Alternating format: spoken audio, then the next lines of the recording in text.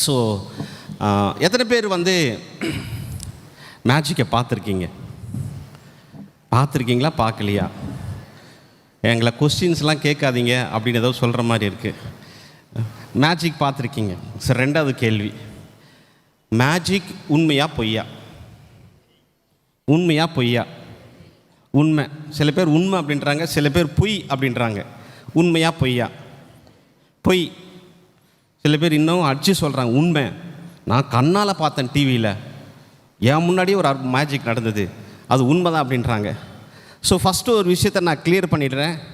இங்கே நான் மேஜிக் பண்ணாலும், டிவியில் எவ்வளோ பெரிய மெஜிஷியன் மேஜிக் பண்ணாலும், மேஜிக் எல்லாமே பொய். சில ட்ரிக்ஸை யூஸ் பண்ணி மேஜிக் என்ன பண்ணுவாங்க.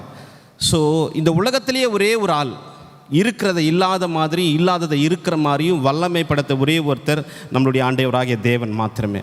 அவரால் மட்டும்தான் இல்லாததை இருக்கிற மாதிரி பண்ண முடியும், இருக்கிறத இல்லாத மாதிரி பண்ண முடியும். அவர் வார்த்தையில் சர்வத்தை என்ன பண்ணார்? உண்டாக்கினார். அவர் உலகம் தோன்றுவதற்கு முன்னே சில திட்டங்களை செய்தார். இந்த சபை, இந்த ஊழியம் முன்னாடி ஆண்டு முன்குறித்தது. இது ஆண்டு போட்ட ஒரு விதை. ஸோ தேவனால் எல்லாத்தையும் எனக்கு செய்ய முடியும். இப்போது நான் சில மேஜிக்ஸ் எல்லாம் நான் பண்ணுறேன். இந்த மேஜிக் எல்லாமே போய் நான் முன்னாடியே சொல்லிடுறேன், சரிங்களா? ஆனால் இந்த மேஜிக் மூலிமா நிறைய விஷயங்களை நம்ம என்ன பண்ண போகிறோம் தெரியுமா? கற்றுக்க போகிறோம். நம்ம வாழ்க்கைக்கு ரொம்ப யூஸ்ஃபுல்லாக இருக்கும். நம்ம தேவன் நம்மளை ரொம்ப நேசிக்கிறார். அவர் அளவுக்கு அதிகமாக அன்பு வச்சிருக்கிறார். யோவான் 3:10 வாசிக்கிறோம், தேவன் இவ்வளவாய் உலகத்தில் அன்பு கூர்ந்தார். ரொம்ப அன்பு வச்சிருக்கிறார். நீங்கள் சொல்லுங்கள், ஏசப்பாவுடைய அன்பு டெம்பரவரியா? கொஞ்ச நாள் தான் அவர் லவ் பண்ணுவார், அதுக்கப்புறமா விட்டுருவார். எப்படி அவருடைய அன்பை நீங்கள் எப்படி சொல்வீங்க? அது டெம்பரவரியா, அளவில்லாததா? உங்களை கேட்டால் கடவுளுடைய அன்பு எப்படி சொல்வீங்க? நித்தியமான அன்பு, குறையாத அன்பு, மாறாத அன்பு. இங்கே நம்மெல்லாம் உட்கார்ந்துருக்குறோம். நம்மளுடைய டைரி, நம்மளுடைய பர்சனலாக எடுத்து பார்த்தா நம்ம இங்கே உட்காரத்துக்கு தகுதியே இல்லை. ஆனால் அவருடைய மாறாத அன்பு, அவர் அளவில்லை. ஆண்டவரே, இந்த இளைய குமாரனை போல பரத்துக்கும் உமக்கும் அப்படின்னு சொன்ன உடனே கட்டி பிடிச்சி நம்மளை அரவணிக்கிற, அன்பு காட்டுகிற தேவன். அவருடைய அன்பு மாறாது, குறையாது. ப்ளீஸ் நீங்கள் என் கூட சொல்லணும். நான் வந்து அவருடைய அன்பு அப்படின்னு சொன்னால் நீங்கள் என்ன சொல்லணும்னா, மாறாது, குறையாது. நீங்கள் சொல்லுங்கள், அவருடைய அன்பு. சூப்பர். இதில் நிறைய வாட்டர் இருக்குது, தண்ணி இருக்குது. இது அவருடைய அன்புக்கு அடையாளமாக இருக்குது, சரிங்களா? இது அவருடைய அன்புக்கு அடையாளமாக இருக்குது. அவருடைய அன்பு எப்போதுமே நம்ம மேலே இருக்கும். திடீர்னு நீங்கள் சர்ச்சுக்கு வர்றதுக்கு ஒரு மாதம் நிப்பாட்டினீங்க, அவ்வளோதான், அவருடைய அன்பு குறைஞ்சிருமா நிற்குமா? சொல்லுங்கள், குறையவே குறையாது. இயேசுனுடைய அன்பு மாறாது, குறையாது. நீங்கள் சொல்லுங்கள், இயேசுனுடைய அன்பு மறுபடியும் உங்களை நேசிப்பார். அவருடைய அன்பு மாறவே மாறாது, குறையவே குறையாது. பார்க்கலாம், இந்த ஷோ முடிகிற வரைக்கும் அவருடைய அன்பு குறையுமா, மறையுமா, மாறுமா அப்படின்னு. ஆனால் நான் கன்ஃபார்மாக சொல்கிறேன், ஏசப்பாவுடைய அன்பு அளவில்லாத அன்பு. அது அகலமும் ஆழமும் உயரமும் யாருமே உணரவே முடியாது. அவ்வளோ அன்பாக நம்மளை நேசிக்கிறவர். அவருடைய அன்பு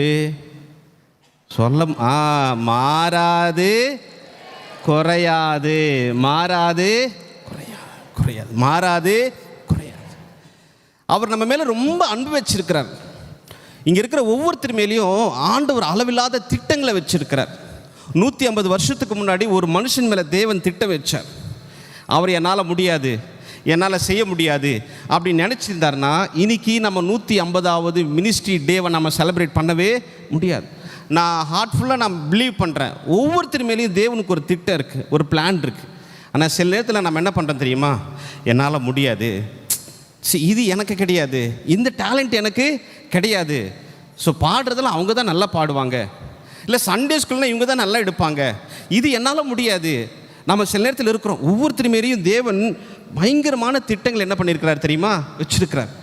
அந்த திட்டங்களை நாம் என்ன பண்ணணும்? புரிஞ்சிக்கணும். நிறைய பேர் அவருடைய திட்டங்களை புரிஞ்சிக்கிறது இல்லை. உங்களை கொண்டு அநேக விதைகளை ஆண்டவர் விதைக்க போகிறார். உங்களை கொண்டு பிற்காலத்தில் நீங்கள் விதைக்கிற விதைகளை பிற்கால சந்ததி அறுக்க போகிறாங்க. ஆனால் இப்போ நம்ம என்ன செய்யணும் தெரியுமா? நம்மளுடைய வாழ்க்கையை ஆண்டவருக்கு கொடுக்கணும். என்னால் முடியாது, என்னால் செய்ய முடியாதுன்னா இந்த பேக் மாதிரி தான் நம்மளுடைய வாழ்க்கை எப்படி இருக்கும் தெரியுமா? எம்டியாக இருக்கும். கடைசி நேரம் 30 வருஷமாக சர்ச்சுக்கு வரோம், ஒன்றுமே இல்லை.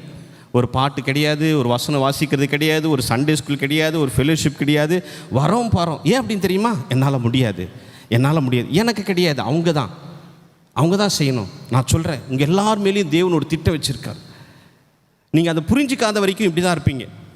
ஆனால் நான் சொல்கிறேன், உங்கள் வாழ்க்கையை ஜீசஸ் கிட்ட கொடுங்க. ஆண்டவரே, என் மேலே என்ன திட்டத்தை வச்சுருக்கிறீங்க, என்னை எதுக்கு படைச்சிங்க அப்படின்னா, உங்களுக்குள்ளே இருக்கிற நிறைய டேலண்ட்டை தேவன் என்ன பண்ணுவார் தெரியுமா? வெளியே கொண்டு வருவார். உங்களுக்குள்ளே இருக்கிற அநேக டேலண்ட்ஸை ஆண்டவர் வெளியே கொண்டு வருவார். நீங்கள் என்னால் முடியாது அப்படின்னு சொன்னீங்கன்னா யாருமே கையே தட்ட மாட்டேன்றாங்க. இது ஒரு மேஜிக் தான், இது ஒரு மேஜிக் தான். ஆனால் நான் சொல்கிறேன் பாருங்கள், இங்கே இருக்கிற ஒவ்வொருத்தர் மேலேயும் தேவன் திட்டம் வச்சுருக்கிறார். இங்கே இருக்கிற ஒவ்வொருவரும் இன்றைக்கி தேவனுக்காக உழைக்கணும், விதைகளை போடணும், நாளைய சந்ததிக்காக நம்ம போடணும். இல்லை என்னால் முடியாது, என்னால் செய்ய முடியாது அப்படின்னா நீங்கள் எம்டியாக தான் இருப்பீங்க. உங்கள் லைஃப் எம்டி தான். இன்றைக்கி 150 இயர்ஸ் செலிப்ரேஷனுக்கு நம்ம வந்திருக்கிறோம். அடுத்த சந்ததிக்கு நம்ம என்ன விதைக்க போகிறோம்? உங்களுக்குள்ளே நான் சொல்கிறேன், ஒவ்வொருத்தருடையும் ஸ்பெசிஃபிக்கான டேலண்ட் இருக்குது. எப்படி கண்டுபிடிக்கணும் தெரியுமா? உங்கள் இருதயத்தை, உங்கள் வாழ்க்கையை ஜீசஸ் கிட்ட கொடுங்க. அவர்கிட்ட வாங்க, என் மேலே என்ன திட்டம் இருக்குது? உங்களுக்குள்ளே இருக்கிற டேலண்ட்டை வெளியே கொண்டு வருவார். உங்களுக்குள்ளே இருக்கிற அநேக திட்டங்களை ஆண்டவர் என்ன பண்ணுவார் தெரியுமா? வெளியே கொண்டு வருவார். மறுபடியும் சொல்கிறேன், என்னால் முடியாது, எனக்கு கிடையாது, இது என்னுடைய வேலை கிடையாது, அவங்க பார்த்துப்பாங்க அப்படின்னா வாழ்நாள் முழுக்க நீங்கள் எம்டியாக இருப்பீங்க. உங்களால் சபைக்கும் தேவனுடைய ராஜ்யத்துக்கும் அடுத்த சந்ததிக்கும் நம்மளால் எந்த விதையும் என்ன பண்ண முடியாது, போட முடியாது. ஃபைனலாக சொல்கிறேன், உங்கள் லைஃப்பை ஜீசஸ் கொடுங்க, ப்ரேயர் பண்ணுங்கள். கடைசி நாட்கள் கொஞ்சம் நாள் தான் இருக்குது. நான் என்ன செய்யணும் ஏசப்பா? நான் மறுபடியும் சொல்கிறேன், உங்களுக்குள்ள ஒரு ஸ்பெசிஃபிக்கான டேலண்ட் இருக்குது. நீங்கள் ஒரு ஸ்பெஷல், நீங்கள் ஒரு வித்தியாசம். உங்களுக்குள்ளே இருக்கிற டேலண்ட்டை ஆண்டவர் என்ன பண்ணுவார் தெரியுமா? வெளியே கொண்டு வருவார். நீங்கள் லைஃப் ஆண்டவர் கொடுக்கலன்னா, நீங்கள் பின்னாடி போயிட்டே இருந்தீங்கன்னா யூ ஆர் எம்டி. வாழ்நாள் முழுக்க எம்டியாக இருக்கும். ஸோ இந்த 150 செலிப்ரேஷனில் நம்ம மெயினை நம்ம பார்க்குறது ஒரு மேஜிக் தான். அடுத்த சந்ததிக்கு நீங்கள் என்ன விதைக்க போட போகிறீங்க? விதைப்போம் மறுப்போம். இன்றைக்கி நீங்கள் போடுற விதையை பிற்காலத்தில் அடுத்த சந்தை என்ன பண்ண போகிறாங்க தெரியுமா? அறுக்க போகிறாங்க. 150 இயர்ஸ்க்கு முன்னாடி போட்ட விதைகளை இன்றைக்கி நம்ம அறுத்துட்ருக்குறோம். இன்றைக்கி நம்ம போட போகிற விதைகளை பிற்காலத்தில் என்ன பண்ண போகிறாங்க? அறுக்க போகிறாங்க. அதுக்கு நீங்கள் உங்களுடைய வாழ்க்கையை ஜீசஸ் கிட்ட கொடுக்கணும். அவருக்கு நீங்கள் சரண்டர் ஆகிட்டிங்கன்னா உங்களுக்குள்ளே இருக்கிற அநேக டேலண்ட்டை கண்டிப்பாக ஜீசஸ் என்ன பண்ணுவார் தெரியுமா? வெளியே கொண்டு வருவார். அவர் உங்களுக்குள்ளே இருக்கிற அநேக டேலண்ட்டை வெளியே கொண்டு வருவார். இதுவே பண்ணிகிட்டே இருந்தோன்னா டைம் ஆயிடும். அடுத்த மேட்சுக்குள்ளே நாம் என்ன பண்ணிடலாம், போயிடலாம்.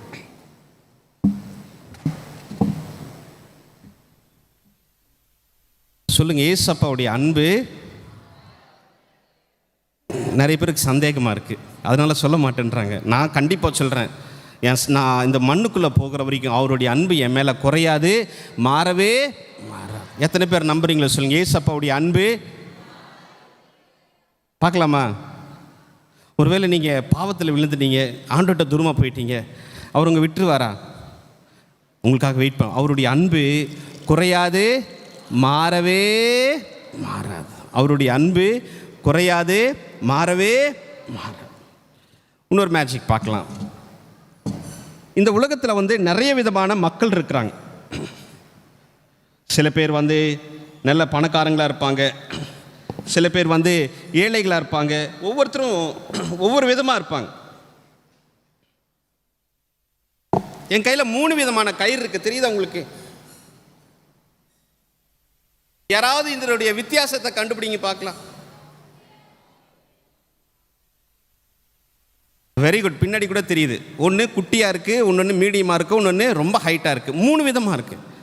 நீங்கள் சொல்லுங்கள், இந்த உலகத்துலேயும் மக்கள் வித்தியாசமாக இருக்கிறாங்களா? சில பேர் கருப்பாக இருப்பாங்க, சில பேர் வெள்ளையாக இருப்பாங்க, சில பேர் உயரமாக இருப்பாங்க, சில பேர் குள்ளமாக இருப்பாங்க, சில பேர் சில குறைகளோடு இருப்பாங்க, சில பேர் ஏழைகளாக இருப்பாங்க, பணக்காரங்களாக. வித்தியாசமான மக்கள் இருக்கிறாங்க.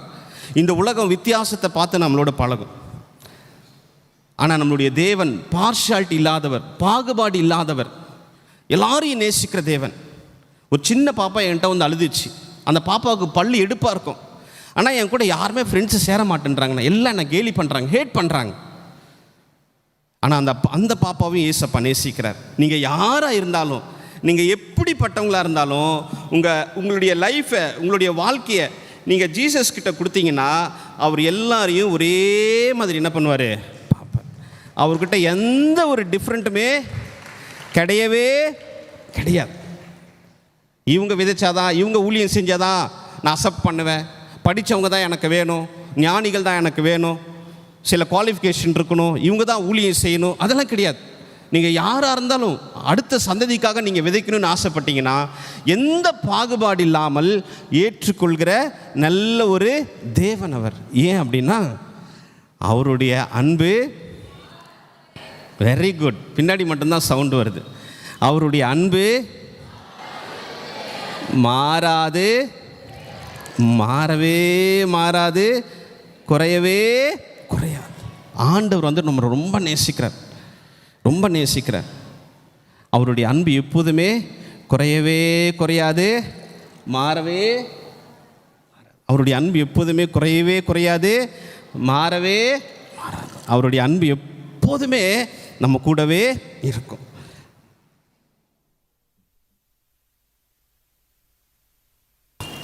இது எத்தனை பேருக்கு தெரியும்? What is this? பரிசுத்த வேதாகம், ஹோலி பைபிள். உலகத்தில் நிறைய புத்தகங்கள் இருக்குது. இங்கே நிறைய பேர் புக்கு படிக்கிறவங்க இருப்பீங்க, நிறைய பேர் புக்ஸை நேசிக்கிறவங்களா இருப்பீங்க. உலகத்தில் நிறைய புக்ஸ் இருக்குது, ஆனால் Bible the best, the top, the number one, the special, சிறந்த புக்கு பைபிள். ஏன் சொல்லுங்கள் பார்க்கலாம். வை? ஏன் பைபிள் ரொம்ப ஸ்பெஷலான புக்கு?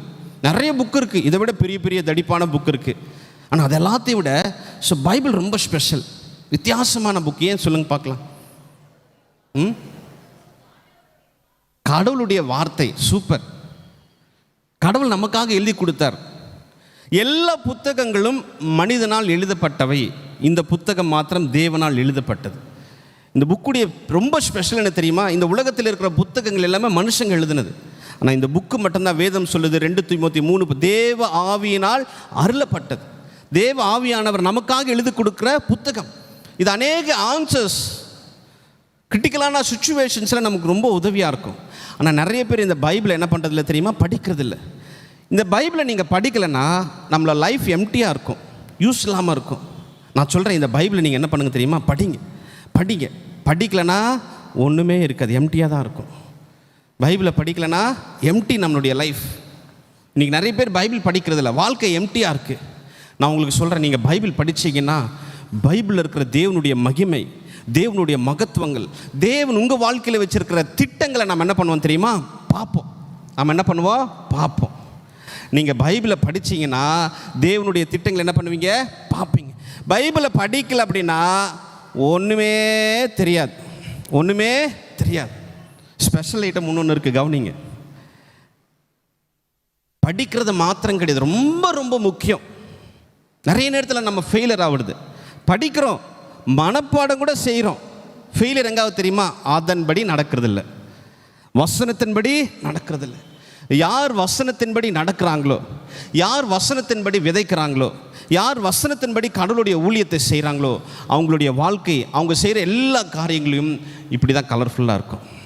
அவங்க செய்கிற எல்லா காரியங்களும் இப்படி தான் கலர்ஃபுல்லாக இருக்கும். நீங்கள் எதுவுமே செய்யலைன்னா, பைபிளை நீங்கள் யூஸ் பண்ணல அப்படின்னா லைஃபே எம்டி. நீங்கள் படித்தீங்கன்னா, வசனத்தின்படி உங்கள் வாழ்க்கையை கட்டினீங்கன்னா, நான் சொல்கிறேன், உங்களுடைய லைஃப்பில் ரொம்ப ரொம்ப கலர்ஃபுல்லாக இருக்கும். சங்கீதம் 1:3 சொல்லுது, அவன் நீர்க்காலை அண்டி ஓரமாய் நடப்பட்டவனாய் தன் தன் காலத்தில் கனி கொடுக்கும் இலையுதிரா மரத்தை போல அவன் செய்கிறதெல்லாம் வாய்க்கும். அந்த மாதிரி ஆசீர்வாதத்தை தேவன் நமக்கு என்ன பண்ணுவார்? கொடுப்பார். ஏன் அப்படின்னா தேவனுடைய அன்பு மாறவே மாறாது, குறையவே குறையவே குறையாது. அவர் எப்போதுமே நம்மளை ஹேட் பண்ண மாட்டார், எப்போதுமே அவருடைய அன்பு குறையவே குறையாது. ஸோ ஓகே, முடிச்சிடலாமா? இன்னும் பார்க்கலாமா? சில்ட்ரன்ஸ் சொல்லுங்கள், முடிச்சிடலாமா? பார்க்கலாமா? Very good. ஓகே, அவங்க சத்தம் வந்துச்சு. அப்போ நம்ம அடுத்த ஒரு மேட்சிக் பார்க்கலாம். ஸோ ஓகே,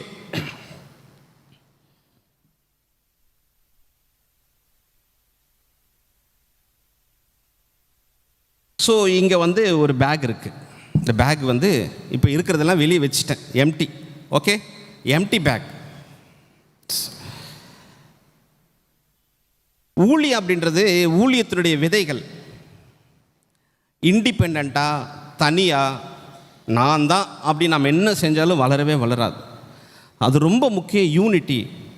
சங்கீதம் 1:133 இருக்குது, சகோதரர்கள் ஒருமித்து வாசம் செய்வது நல்ல இன்பம். இன்றைக்கி நிறைய பேர் வந்து இஷ்டத்துக்கு ஊழியம் செஞ்சிட்ருக்குறாங்க. தனித்தனியாக இருக்கிறதுனா ஒன்றும் நடக்காது. அடுத்த சந்ததிக்கு நம்ம விதைக்கும் பொழுது யூனிட்டி ரொம்ப முக்கியம். இங்கே பாருங்கள், சொல்லுங்கள், இது என்ன கலர்? க்ரீன். ஓகே, உள்ளே போட்டாச்சு.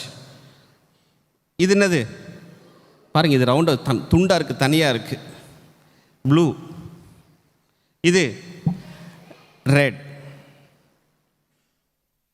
அடுத்து வயலட். அடுத்து ஒயிட். தனித்தனியாக இருந்தால் ஒன்றும் நடக்காது. தனித்தனியாக இருந்தால் எதுவும் வளராது. யூனிட்டி ரொம்ப முக்கியம். ஆண்டவர் நம்ம இடத்துல என்ன எதிர்பார்க்குறாரு தெரியுமா? யூனிட்டியை எதிர்பார்க்கிறார். ஒன்றா நம்ம என்ன பண்ணணும்? இருக்கணும். ஒன்றா இருக்கும்போது தான் தேவன் அற்புதமான காரியங்கள் என்ன பண்ணுவார்? செய்வார். இங்கே ஒரு காரியம் நடக்குது, யார் கண்டுபிடிக்கிறாங்கன்னு பார்க்கலாம்.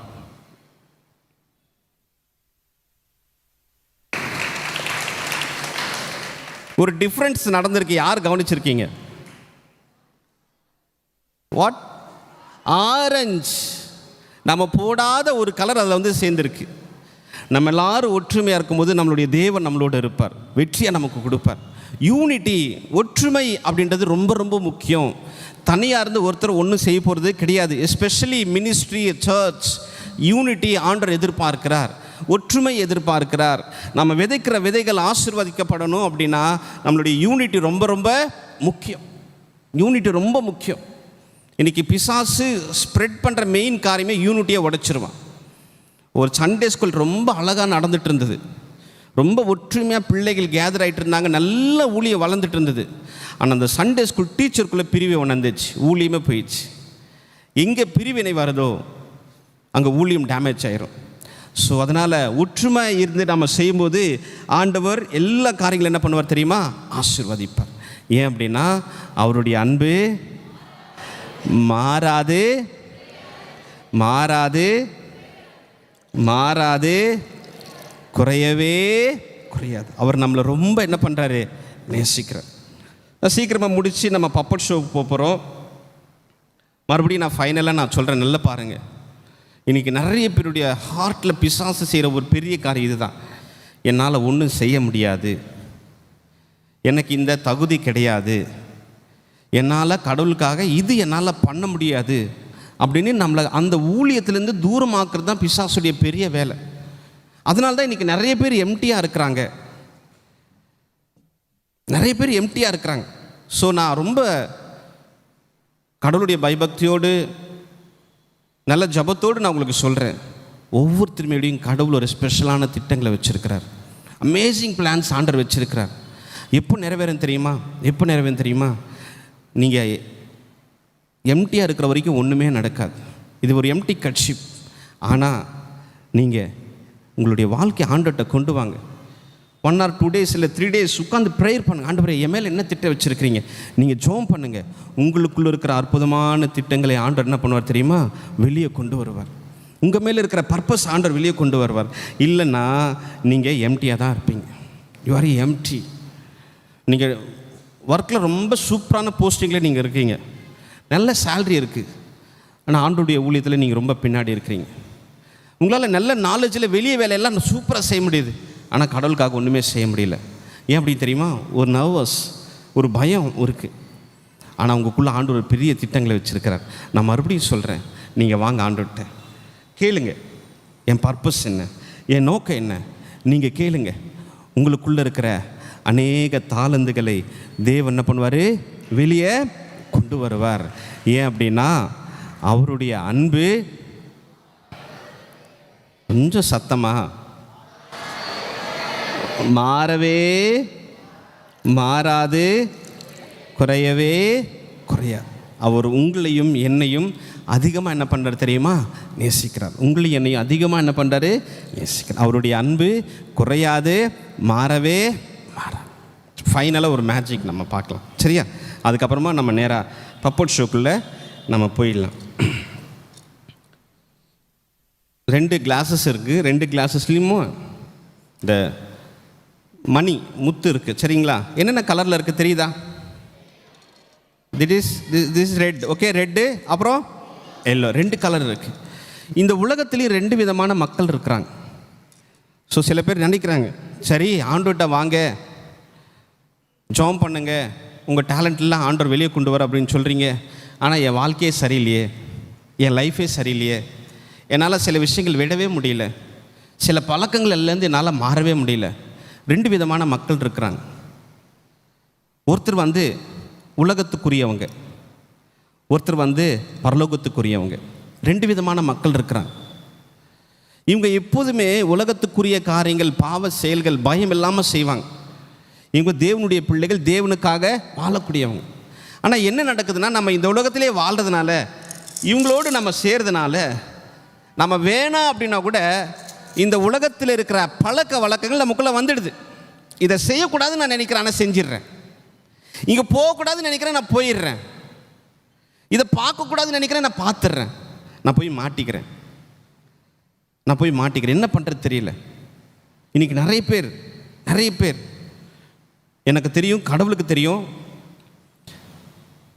உங்களை மீறி நீங்கள் வேணும்ட்டு செய்யலை, ஆனால் உலகத்தில் வாழ்கிறதுனால சில நேரத்தில் நாம் அப்படிப்பட்ட காரியத்தில் நாம் என்ன பண்ணிடுறோம், விழுந்துடுறோம். நான் ஆண்டவருக்காக செய்யணும், எனக்குள்ள ஒரு டேலண்ட் வச்சுருக்கிறேன், ஆனால் வாழ்க்கை சரியில்லையே, நான் இன்னும் மாற வேண்டியது நிறைய இருக்குது. ஆனால் நீங்கள் யாராக இருந்தாலும் ஆண்டவர் இப்படிப்பட்டவர் தெரியுமா? ஆண்டவர் அற்புதமானவர். உண்மையாய் அவரை நோக்கி கூப்பிடும் யாவருக்கும் அவர் சமீபமாக இருக்கிறவர். என்னிடத்தில் வருபவனை ஒருபோதும் நான் என்ன பண்ண மாட்டேன், புறம்பே தள்ள மாட்டேன். ஒரு நாளும் அவர் தள்ளவே மாட்டார். உண்மையாக ஆண்டவரே என்னை உங்களை போல் மாற்றுங்க, உங்களுக்கு நான் யூஸ் ஆகணும், என்னை மாற்றுங்க, என்னை பரிசுத்தப்படுத்துங்க அப்படின்னு நீங்கள் ஆண்டவர்கிட்ட நீங்கள் வந்து உண்மையாக நீங்கள் ஜெபம் பண்ணிங்கன்னா, அந்த உலகத்துலேருந்து உங்களை என்ன பண்ணுவார் தெரியுமா, செப்பரேட் ஆக்கிடுவார். உங்களை மறுபடியும் என்ன பண்ணுவார் தெரியுமா, செப்பரேட் ஆக்கிடுவார். அவரால் மட்டும்தான் அது முடியும். ஒருவேளை இந்த நேரத்தில் நீங்கள் எந்த நிலைமையில் இருந்தாலும், எனக்கு தெரியும் நிறைய பேருடைய ஆசை, நான் அதை செய்யக்கூடாது தான் நினைக்கிறேன். நிறைய சில்ட்ரன்ஸ், நிறைய டீனேஜ், நிறைய யூத், நான் அதை செய்யக்கூடாதுன்னு நினைக்கிறேன். ஆனால் என் ஃப்ரெண்ட்ஸ் கூட போகும்போது என்னை அறியாமல் நான் அந்த பேச்சை நான் பேசிடுறேன், அந்த பழக்கத்துக்கு நான் போயிடுறேன். மேபி நீ எங்கே வேணால் இருக்கலாம். திஸ் இஸ் டே, இது உன்னுடைய நாள். நீ மறுபடியும் ஆண்டவர்கிட்ட வந்தன்னா உன்னை புது மனுஷனாக மாற்றுவார், உன்னை புது வாழ்க்கையை ஆண்டவர் கொடுப்பார். இந்த 150 இயர்ஸ் செலிப்ரேஷனில் இங்கே இருக்கிற நிறைய பேர் அடுத்த சந்ததிக்காக விதைக்கிறவங்க இருக்கிறீங்க. இன்றைக்கி உங்களுடைய லைஃப் ஆண்டவர்கிட்ட கொடுத்தீங்கன்னா உங்களை ஒரு பெரிய அறுவடை ஆளாக, ஒரு ஃபார்மர் ஆண்டவர் உங்களை என்ன பண்ணுவார், மாற்றுவார். ஒரு சின்ன ஜெபம் செய்யலாம். இல்லை கண்கள்